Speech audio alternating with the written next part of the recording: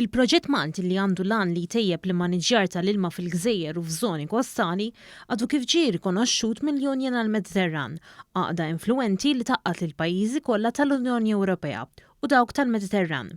Dan ir-rikonoxximent isaħħaħ l-importanza tal-proġett Malti fil-Meditteran u jagħmel aċċenn fuq il-potenzjal li proġett jisservi ta' mudell għal pajjiżi oħra fir-reġjun. Is-Segretarju Ġenerali tal-Unjin għall-Meditteran, faħħar bis-sħiħ il-ħidma ta' Malta f'dan il-qasam, fejn qal kif pajjiżna qed ikun ta' eżempju għal pajjiżi oħra, fejn jidħol l-immaniġjar tal-ilma u li dejjem ikun minn ta' quddiem f'din l-għaqda. Malta is playing an extremely important role as a role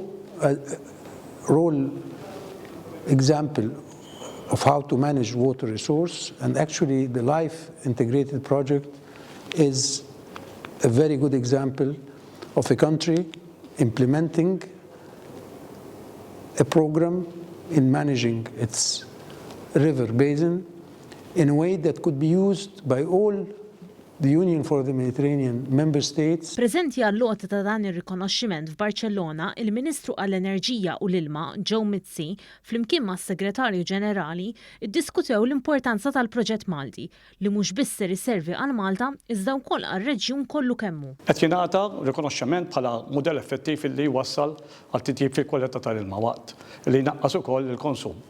Dan il-modell mbagħad jintuża u jiġi implementat f'pajjiżi oħrajn madwar il-Mediterran u anke wkoll fl-Ewropa. Fil-konferenza l-Ministru Mizzi qal ukoll kif dan ir-rikonoxximent jinkoraġġixxi iktar ħidma u kooperazzjoni reġjonali bejn l-istati membri kif ukoll il-ħolqien tal-Aġenda Reġjonali dwar l-ilma. Dan huwa l-ewwel proġett Malti li jingħata dan ir-rikonoxximent mal-Unjin għall-Meditteran u huwa wkoll proġett importanti li jista' jappoġġja l-iżvilupp tal-Aġenda fil-Mediterran fil-qasam tal-ilma.